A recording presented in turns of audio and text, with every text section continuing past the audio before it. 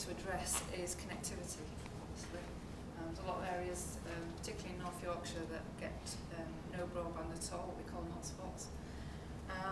And so NINET and the County Council have been sort of mulling around a few ideas of projects we could probably do, and the County Council have found a little bit of money from an underspend in their budget, and they want to do some sort of pilot project so we can demonstrate what a little bit of capital expenditure could do in a community in rural North Yorkshire. So I'm going to draw a little diagram of a project that we're working on at the moment, and then tell you how we could fit it in with the other stuff that we've been talking about today. So just bear with me a second.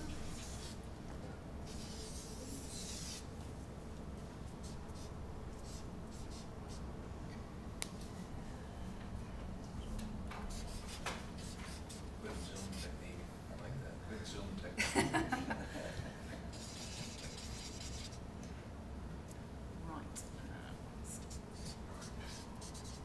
If you move it about a bit, John, I think why could be close now.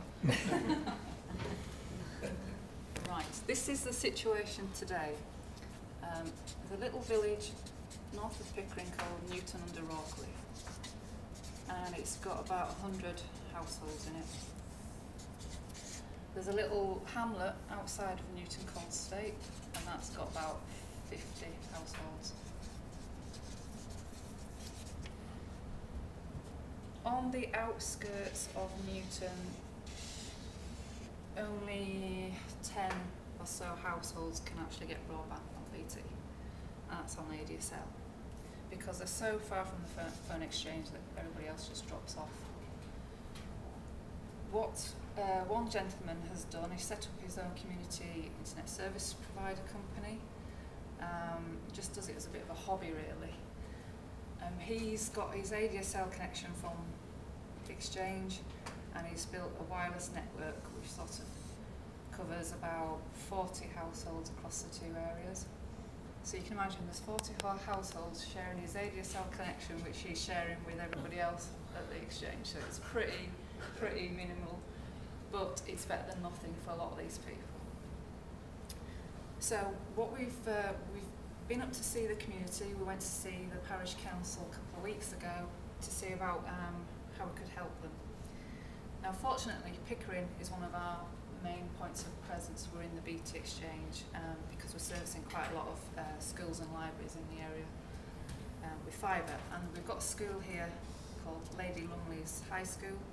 They're getting a nice 10 meg connection on fibre from NINET.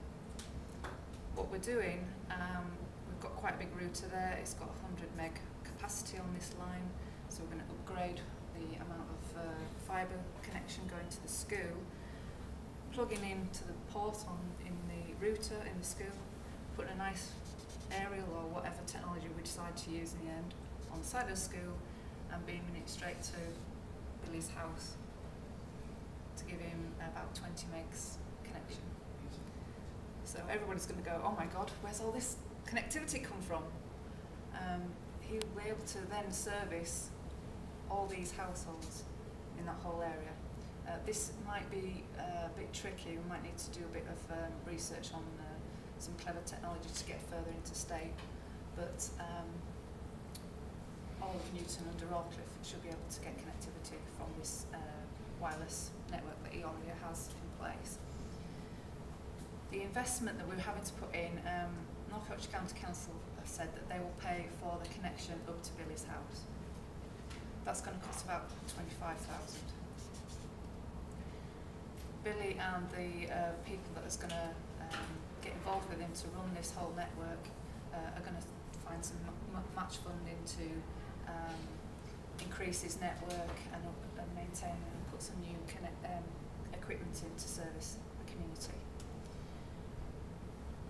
Once he's got that network in place, depending on how many early adopters, but we think it'll be pretty quick because most people in the community are actually very excited about this and they can see the benefits. His network will be self-sustainable, so that once the infrastructure cost has been paid, his rental for broadband from NINET, he will actually start to make a bit of money. So he'll be able to maintain the network and make sure that it's servicing all his customers should we? Once this network's in place, this would then lead to be able to do clever stuff like use the village hall or the community centre to put in the sort of services that John was talking about in his urban project. And we think it's quite important to involve the community and actually ask them what they want and what they need. There's a lot of children in that community that actually go to this school. You know, you've got to be able to keep the families in that community.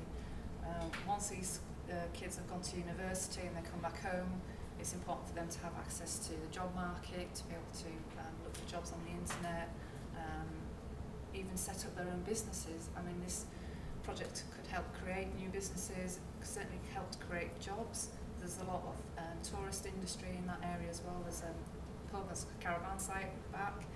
There's a lot of holiday cottages because it's quite a picturesque area in the malls.